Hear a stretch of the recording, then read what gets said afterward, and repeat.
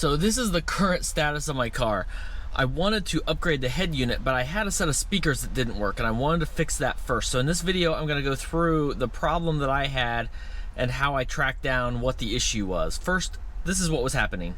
I thought my speakers and my driver door weren't working at all. I was gonna replace my stereo or head unit and thought maybe I was gonna have to replace everything or just at least try and fix these speakers. But here's what's happening. If I turn the radio up, we'll just go up to 10. Right now I have it set so everything's coming out of these speakers. That's not actually enough. Here, we'll go up to 20. There's at 20. And there's the volume I get out of those speakers. So they are working, both the mid-range and the tweeter. But then if I change it here, and I go to the right side, that's what the right side volume is doing. And if I go back to the left, that's all I'm getting, and I'm not sure what's causing it. The speaker's working, at least, just very badly, and I don't know if it's the amp or the speakers or where I should start. Any tips would be very helpful, because I want to get this sorted out before I put in my new Pioneer head unit. So in order to track down the issue, the first thing I did was take apart this door. Now I'm not going to include how to do that in this video. There's really good videos for that, like this one. Hey guys, today we're going to be doing a front speaker component install on the 350Z.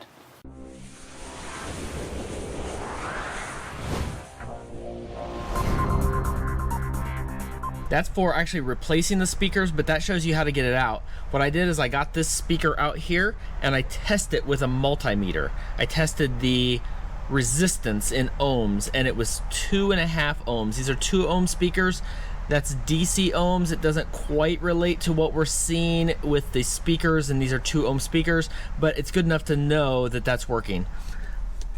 I then took this speaker out just to make sure it was the same, and it was also 2.5 ohms. So that told me it probably wasn't a problem with the speaker itself. And then I went ahead and just swapped the speakers, put that one here and this one here, and the problem remained exactly. It was exactly the same. So then I wasn't sure, is it a problem with the amp or is it a problem with the wiring? So then I had to get to my amp, which is way back here. You see, I've already taken this all apart. I've already gone through and troubleshot this, so I wanted to know how it worked before I told you guys about it. You have to take out the cover and your tire and the piece underneath, which means you have to loosen this piece here. These are just pop outs. They just slide out like lots of things we've got on the car. There's one here, there are a couple underneath there and here. You do not have to take out this side. I wasn't sure. I thought maybe I was gonna have to take out the whole thing, but I was able to get it with that. Oh, then also this just popped straight off. So I was able to pop that off, and then pushing this down and back, the cover here, which is right there right now, is difficult to get off. But you take off the bottom lock on that and it will slide out eventually. So you've got to kind of pull this up, slide that, get it popped and around, and you can get it. Oh yeah, there was also a bracket here. Let's see, this one's still here. This bracket is still here. I had to take that one off of this side in order to get that to come up, so I took that bracket out. And then I could get to the amp, move the amp out of the way. Most importantly is I could get to this harness right here.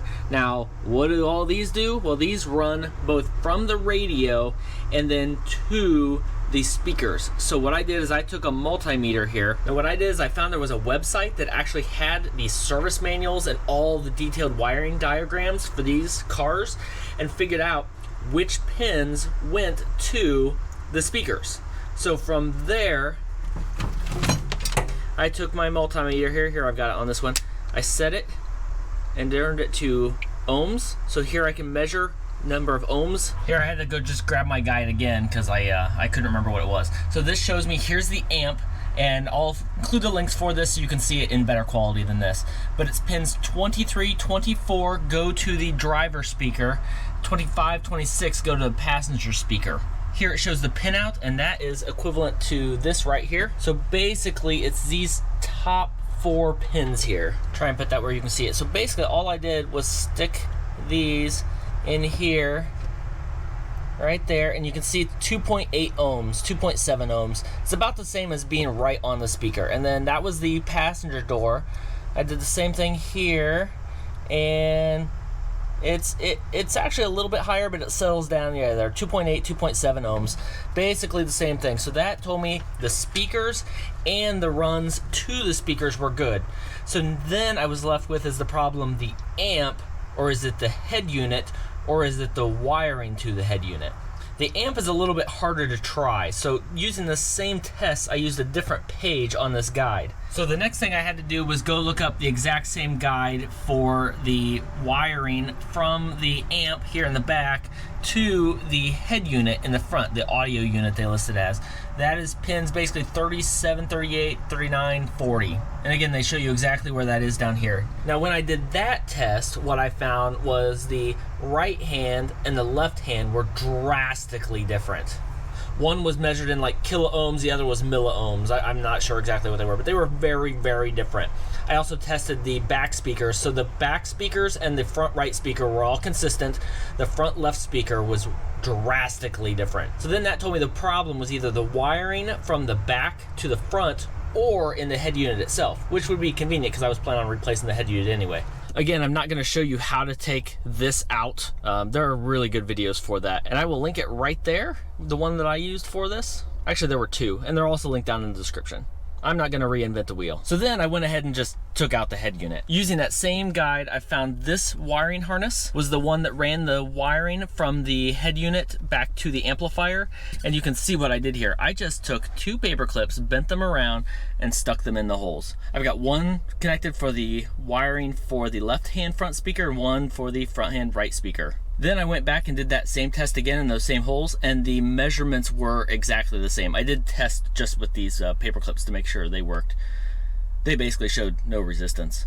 But then testing the wiring from the back to the front with these paper clips in place here, it was basically the same as having just a complete open circuit. The resistance was the same as it was for the paper clip itself. So the wire basically had no resistance on its own. So that told me it must be the head unit, which is super convenient because I was planning on taking all this out and replacing it anyway. So there you go. There's the path for testing what happens if your wires don't work.